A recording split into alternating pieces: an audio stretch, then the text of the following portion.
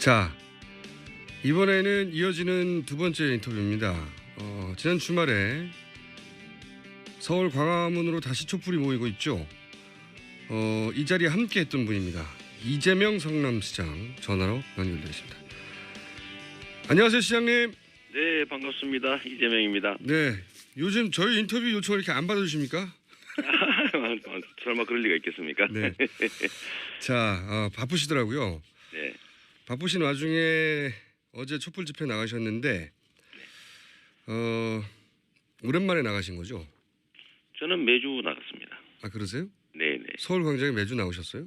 그럼요. 그런데 뉴스가 안 됐나요? 뉴스가 안 나옵니다. 저는 제가 움직이는 거 전혀. 자, 제가 저번 주 주말에 갔다가 네. 민주당을 원망하는 네. 왜 대선 후보들이고 민주당이고 관심을 안 갖느냐 불안하다 뭐 이래서 제가 성명서도 한번 낸 일이 있고. 그렇죠. 가장 먼저 성명서를 내셨어요. 이게 탄핵 인용을 지나치게 낙관하는 것 같은데 네네. 그렇게 봐서는 안 된다. 위기의식을 느끼신 것 같은데 네, 제가 비난을 엄청나게 많이 들었거든요. 그날. 네, 그때만 하더라도 사람들이 무슨 소리냐 했어요. 근데 최근 분위기가 뭐랄까 새누리당이 뭔가 자신감을 가진 것 같다 이런 느낌 안 받으십니까? 저는 새누리당과 박근혜 자신을 가졌을 뿐만 아니라 네. 지금 기각될 경우를 대비해서 네. 소위 사전 작업을 하고 있다는 느낌이 듭니다. 어떤 액션을 보고 그런 생각을 하십니까? 뭐 국회의원들까지 전에는 미안하다 잘못했다 그러더니 무슨 탄핵이냐 그러고 현장에 나올 뿐만 아니라 네. 특히 탄핵 의결을 결정에 대해서 언제가 어떤 결정을 해도 승복하자 이렇게 얘기를 하고 있는데 이게 지금 재판관 앞에 서 있는 사람이 하는 얘기로는 믿어지지가 않죠. 그렇죠. 저도 지난 한 달 전 정도의 분위기라면 이거는 이제 야당에서 새누리당이 요구할 사항이었죠. 그렇습니다. 예. 그런데 갑자기 새누리당이 야당에게 헌재가 어떤 판결을 내리든 승복하라고 요구하기 시작하는 것이 전 예사롭지 않다고 저도 생각하는데. 네, 뭐 거기에 야권 지도자 저는 제가 그저께 현장에서 어떤 기자가 저한테 야권 문재인 후보께서 네. 승복하자 그러는데 어떻게 생각하냐 의견을 물어서 제가 반문을 했습니다. 그 잘못된 얘기일 거다. 설마 그렇게 말씀하셨겠냐. 그래서 제가 그때 의견을 내지 않았어요. 왜냐하면 혹시 말한 거를 또 왜곡을 해가지고 또 싸움 붙이나 이런 생각이 들었는데 실제로 그렇게 얘기하신 게 또 있는 것 같고. MBC에서 후보 검증 이런 프로그램에서 질문을 그렇게 했죠. 헌재 판결에 승복하겠느냐. 네, 근데 저는 이 질문 자체가 사실은 함정이라고 보는데 승복이라는 단어는 이미 하지 않으면 나쁜 거죠. 아니 그렇다 하더라도 전에도 헌재가 기각하면 어떡하겠냐 했을 때 혁명밖에 없다고 말씀하셨지 않습니까? 그 앞에는 비슷한 말을 하긴 하셨어요. 국민들 정치인들이야 헌재 판결에 뭐라고 하기 힘들지만 약간 뭐 그런 데다가 또 용서하겠다 이런 취지의 뭐 예를 들면 대연정이라고 하는 게 지금 현재 있는 새누리 바른당 뭐 이런 책임 세력들하고 안희정 도지사의 지금 뭐 정권도 나누겠다 뭐 이러는 데다가 또 현장에서 집회 시위 인원도 많이 늘어나고 전 체계적인 반격이 준비되고 있다고 생각합니다. 거기에 우리가 너무 느슨하게 대응하고 있고 또 일부 좀 아니란 생각을 하는 사람들이 거기에 일종 정도 여지를 주고 있는 이런 상황이 저는 심각한 정말 이제 70년 동안 반복됐던 혁명의 마지막 순간에 그들이 복귀하는 그런 것들이 차곡차곡 진행되는 것 같아서 정말로 불안하기도 하고 또 걱정되기도 하고 그렇습니다. 그러니까 이제 탄핵 심판 결정이 어떻게 나더라도 승복하라고 하는 새누리당의 워딩이 점점 강해지고 심지어는 뭐 서약서를 쓰라고 하는 이런 제안들이 자신들이 원하는 결과를 어떤 정보를 어떻게 얻었는지 모르겠지만 그런 걸 알고서 사전 정지 작업을 하고 있다는 그런 불안감이 있으시고 그렇습니다. 그래서 야권의 후보들이 여기에 말려 들어가고 있는 거다 이런 걱정을 하시는 거죠. 여지를 자꾸 열어주고 있는 것 같습니다.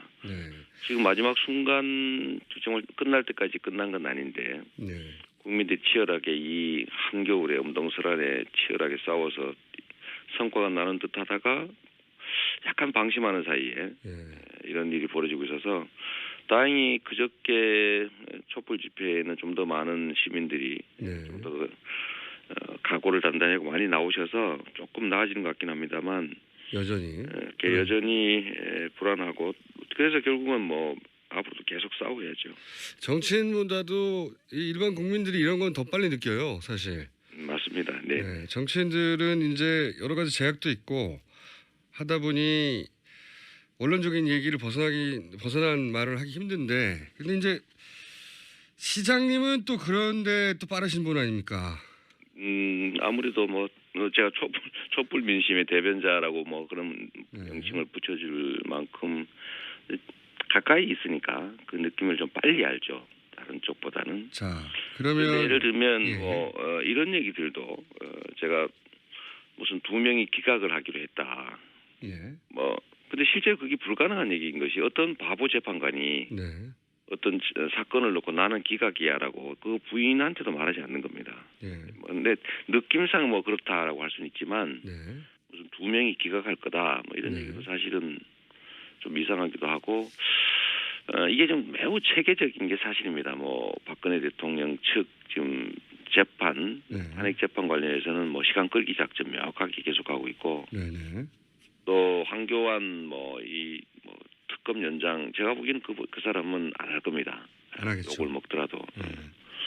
근데 거기 혹시 되지 않을까? 설마 뭐 그렇게 하겠냐라는 얘기들도 하고 하는데 너무 그야말로 좀 느슨하게 대응하고 있는 느낌이 많고 너무 쉽게 하는 것 같아요. 저들의 저 기묘함과 뭐 이런 조직력 그다음에 뿌리에 숨어 있는 그 거대한 세력들의 힘 이런 거 정말 잘 인지 못하고 쉽게 생각하는 것 같습니다. 되돌아보면 뭐 그런 위기가 보수 진영에 왔을 때 구테타를 하거나 아니면은 뭐 전두환 장군이 등장을 해버린다든가 또는 뭐 3당 합당을 해버린다든가 뭐 노태우선언 뭐 6.25선언 뭐 다 이때까지 반복됐던 거죠. 그런데 이번에는 그렇게 쉽게 될 거라고 생각하는 건 굉장히 아니라다 이렇게 보시는 거죠. 그렇습니다. 지금 과거에 이들이 무슨 짓을 했냐면 사람들을 수백 명 총으로 쏴 죽이면서까지 권력을 다시 가져간 사람들입니다. 지금 이 사람들이 만약에 그렇게 할 수 있는 상황이라고 느끼면 그렇게 할 수 있는 거죠. 그런데 예를 들면 국민들은 이거를 정말 심각하게 여기고 엄중하게 정말 대응하고 싸우는데 이 국민을 대리하는 정치권이 너무 안이하다는 생각이 듭니다. 이게 지금 국가의 운명 어쩌면 뭐 이 국민들의 생명이 걸린 치열한 국면에서 너무 자기 계산이 빠르지 않냐. 그러니까 결국은 주말이 광화문이 비어버린 상황이 발생하고 그러다 보니까 저들도 자신감을 얻고 우리가 숫자가 더 많다. 조직 동원하고 그래서 우세를 점하기 시작했다라고 믿기 시작한 거죠. 좀 재고해 볼 필요가 있습니다. 알겠습니다. 뭐 상식적으로라면 헌법재판관 2명이 마음속으로 그렇게 결정한 걸 어떻게 알겠느냐 하는 게 이제 상식적인 당연한 지적인데 상식만으로 해설할 수 없는 일들이 많이 벌어졌으니까요. 그러니까 물론 기각될 수 있죠. 그래서 열심히 싸우는 거고 기각에 대비해야 되는데 무슨 뭐 너무 낭설에 가까운 뭐 그런 얘기라고 생각됩니다. 뭐 2명, 3명 추정할 수 있죠. 왜냐하면 숫자가 적어지면 가결 가능성이 점점 적어지는 건 사실이니까. 그런 정도고. 기각설 자체를 믿지는 않으시지만 분위기가 저쪽에서 심상치 않은 건 분명하다. 이 정도로 보시는 거군요. 이게 절대로 있어서는 안 될 일이 벌어질 가능성이 커지는 건 사실이에요. 자, 그러면 헌재 결과에 승복하는 뭐 서약서까지 쓰라고 이제 새누리당에서 나오기 시작했고, 그리고 보수 언론에서도 헌재가 어떤 판결을 내리든 승복해야 된다는 사설도 굉장히 많이 나오고 있습니다. 갑자기. 그럼 시장님의 입장은 어떻습니까? 만약에 탄핵이 헌재에 의해서 기각됐다. 그러면 아니 그거야 당연한 얘기인데 헌재도 국민을 대리하는 공무원에 불과하고 대통령도 국회도 마찬가지입니다. 국민 대다수 그야말로 10중 8구가 이것을 해고해야 된다, 탄핵해야 된다라고 네. 결정하고 지금 촛불을 들고 싸우고 있는데 대리인들이 국민의 뜻에 어긋나는 결정을 하면 주인의 입장을 관철해내야죠. 네. 그게 민주주의고 그 대의제 하에서 대리인들이 어떤 태도를 취할지를 국민들이 결정할 수 있다는 것 아닙니까? 네. 그러니까 국민의 뜻에 어긋나는 민심에 반하는 결정을 했다면 당연히 원래로 돌아가서 퇴진 투쟁을 끝까지 더 강력하게 해나가야 되는 것이고 헌재도 국민의 뜻을 그야말로 무시한 정도가 아니라 배반한 정도 수준의 결정을 하게 되는 건데 네. 그렇다면 헌재에 대해서조차도 책임을 묻는 즉 탄핵 절차를 시작하든 아니면 퇴진 투쟁을 시작하든 해야 되고 원래로 되돌아가야죠. 지금 헌재를 믿고 국민들이 잠시 방심했고 정치권도 그랬는데 그걸 배신했다면 가만히 있을 게 아니라 내가 모습한테 일 맡겨놨는데 이 사람이 하지 말라는구나. 그럼 주인의 뜻이 어긋나도 그냥 모습이 하자는 대로 해야지. 이게 민주주의가 아니지 않습니까? 치열하게 더 강력하게 싸워야죠. 퇴진 투쟁해야 됩니다.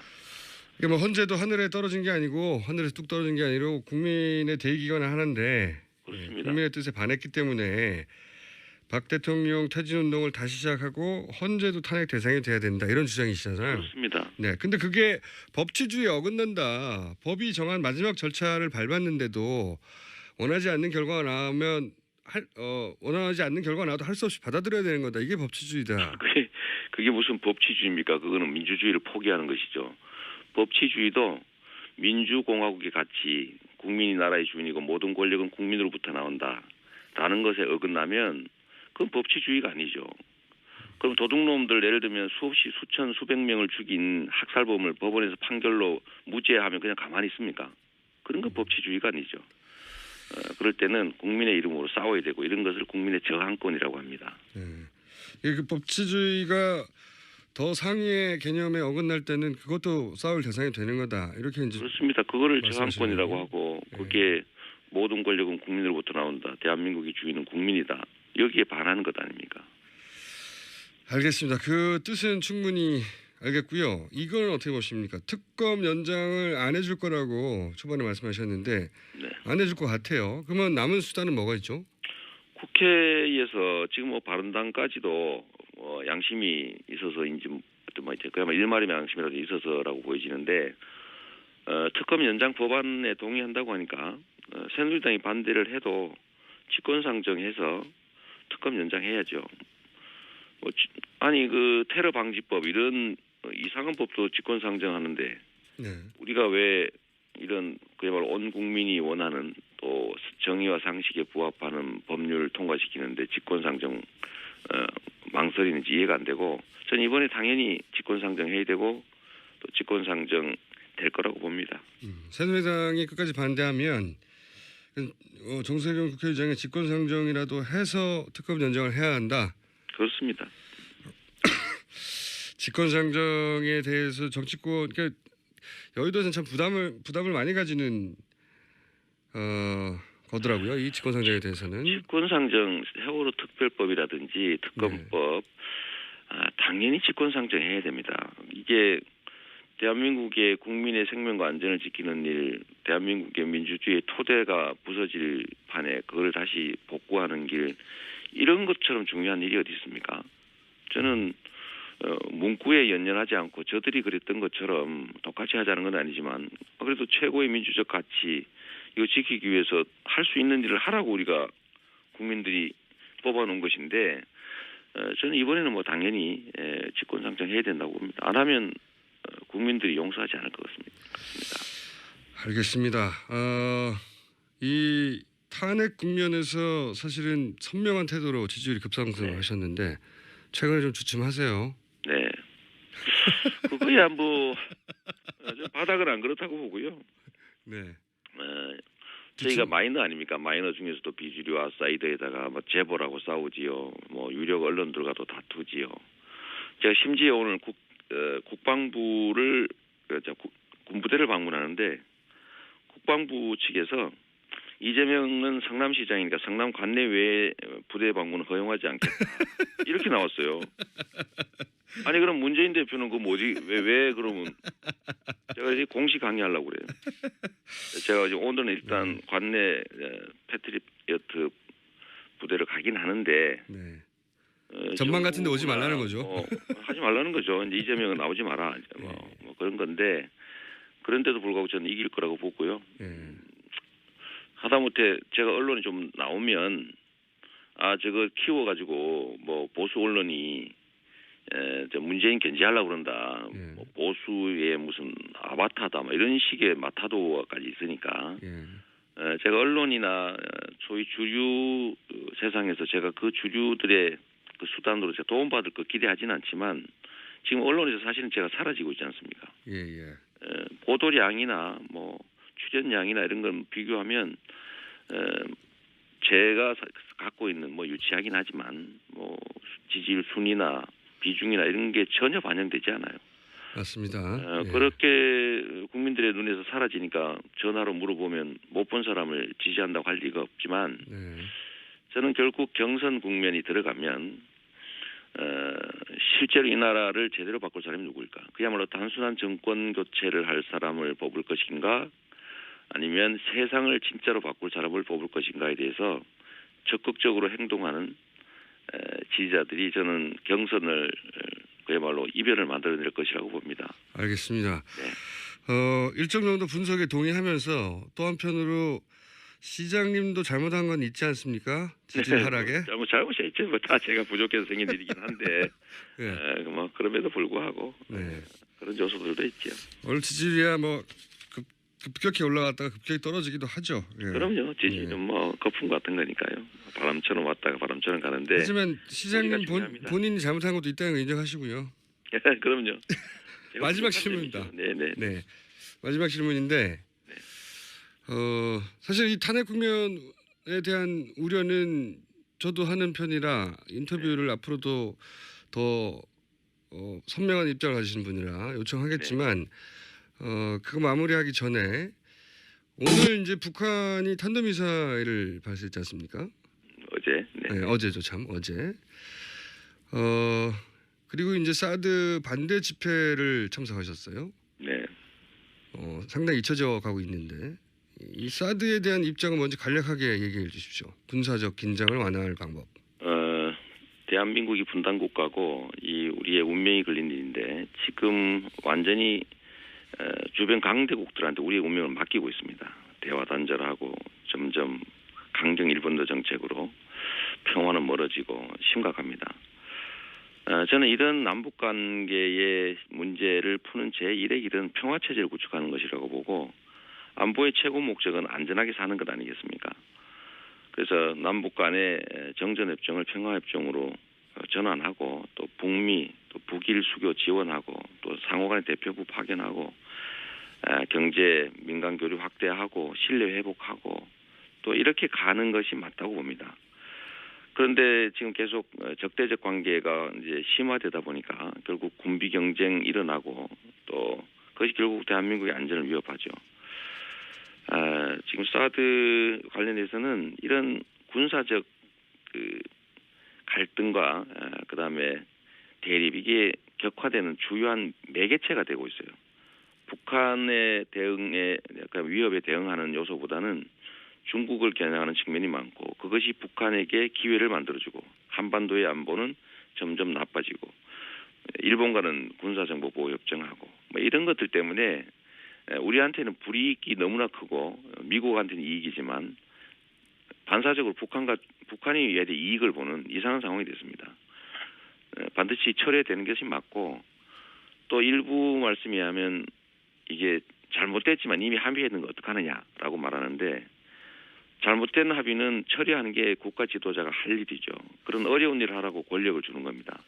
쉬운 거 할 거면 대통령 필요 없죠. 알겠습니다. 오늘 여기까지 알겠고요. 듣겠고 시장님 좀 힘내시고요. 목소리가 많이 과거에 비해서 좀 쳐주셨어요. 아니 제가 어제 그 사드 그 집회 현장 가서 소리를 지르가 목이 쉬어서 좀 그렇습니다. 지지율과 함께 목소리가 잦아든 것 같은데요. 그렇지 않습니다. 여기까지 살아날 때 걱정하지 마십시오. 네. 알겠습니다. 감사합니다. 여기까지 하겠습니다. 감사합니다. 네, 감사합니다. 네. 지금까지 이재명 성남시장이었습니다. 자, 이번에는 이어지는 두 번째 인터뷰입니다. 지난 주말에 서울 광화문으로 다시 촛불이 모이고 있죠. 이 자리에 함께했던 분입니다. 이재명 성남시장 전화로 연결되어 있습니다. 안녕하세요, 시장님. 네, 반갑습니다. 이재명입니다. 네, 요즘 저희 인터뷰 요청을 이렇게 안 받아주십니까? 설마 그럴 리가 있겠습니까? 네. 자, 바쁘시더라고요. 네. 바쁘신 와중에 어제 촛불 집회 나가셨는데 오랜만에 나가신 거죠? 저는 매주 나갔습니다. 아, 그러세요? 네네. 서울 광장에 매주 나오셨어요? 그럼요. 그런데 뉴스가 안 됐나요? 뉴스가 안 나옵니다. 저는 제가 움직이는 거 전혀. 자, 제가 저번 주 주말에 갔다가 네. 민주당을 원망하는 탄핵 의결을 결정에 대해서 언제가 어떤 결정을 해도 승복하자 이렇게 얘기를 하고 있는데 이게 지금 재판관 앞에 서 있는 사람이 하는 얘기로는 믿어지지가 않죠. 그렇죠. 저도 지난 한 달 전 정도의 분위기라면 이거는 이제 야당에서 새누리당이 요구하는 상황이었죠. 그렇습니다. 그런데 갑자기 새누리당이 야당에게 헌재가 어떤 판결을 내리든 승복하라고 요구하기 시작하는 것이 전 예사롭지 않다고 저도 생각하는데. 네, 뭐 거기에 야권 지도자 저는 제가 그저께 현장에서 어떤 기자가 저한테 야권 문재인 후보께서 네. 승복하자 그러는데 어떻게 생각하냐 의견을 물어서 제가 반문을 했습니다. 그 잘못된 얘기일 거다. 설마 그렇게 말씀하셨겠냐. 그래서 제가 그때 의견을 내지 않았어요. 왜 대선 후보들이고 민주당이고 관심을 안 갖느냐 불안하다. 뭐 이래서 제가 성명서도 한번 낸 일이 있고. 그렇죠. 가장 먼저 성명서를 내셨어요. 이게 탄핵 인용을 지나치게 낙관하는 것 같은데 네네. 그렇게 봐서는 안 된다. 위기의식을 느끼신 것 같은데 제가 비난을 엄청나게 많이 들었거든요. 그날. 네, 그때만 하더라도 사람들이 무슨 소리냐 했어요. 근데 최근 분위기가 뭐랄까요, 새누리당이 뭔가 자신감을 가진 것 같다 이런 느낌 안 받으십니까? 저는 새누리당과 박근혜 자신을 가졌을 뿐만 아니라 지금 기각될 경우를 대비해서 소위 사전 작업을 하고 있다는 느낌이 듭니다. 어떤 액션을 보고 그런 생각을 하십니까? 뭐 국회의원들까지 전에는 미안하다 잘못했다 그러더니 무슨 탄핵이냐 그러고 현장에 나올 뿐만 아니라 특히 뭐 이런 책임 세력들하고 안희정 도지사의 뭐 정권도 나누겠다 뭐 이러는 데다가 또 현장에서 집회 시위 인원도 많이 늘어나고 전 체계적인 반격이 준비되고 있다고 생각합니다. 거기에 우리가 너무 느슨하게 대응하고 있고 또 일부 좀 아니란 생각을 하는 사람들이 거기에 일정 정도 여지를 주고 있는 이런 상황이 저는 심각한 정말 이제 70년 동안 반복됐던 혁명의 마지막 순간에 그들이 복귀하는 그런 것들이 차곡차곡 진행되는 것 같아서 정말로 불안하기도 하고 또 걱정되기도 하고 그렇습니다. 그러니까 이제 탄핵 심판 결정이 어떻게 나더라도 승복하라고 하는 새누리당의 워딩이 점점 강해지고 심지어는 뭐 서약서를 쓰라고 하는 이런 제안들이 자신들이 원하는 왜냐하면 혹시 말한 거를 또 왜곡을 해가지고 싸움 붙이나 이런 생각이 들었는데 실제로 그렇게 얘기하신 게 또 있는 것 같고 MBC에서 후보 검증 이런 프로그램에서 질문을 그렇게 했죠. 헌재 판결에 승복하겠느냐. 네, 근데 저는 이 질문 자체가 사실은 함정이라고 보는데 승복이라는 단어는 이미 하지 않으면 나쁜 거죠. 아니 그렇다 하더라도 전에도 헌재가 기각하면 어떡하겠냐 했을 때 혁명밖에 없다고 말씀하셨지 않습니까? 그 앞에는 비슷한 말을 하긴 하셨어요. 국민들 정치인들이야 헌재 판결에 뭐라고 하기 힘들지만 약간 뭐 그런 데다가 또 용서하겠다 이런 취지의 뭐 예를 들면 대연정이라고 하는 게 지금 현재 있는 새누리 바른당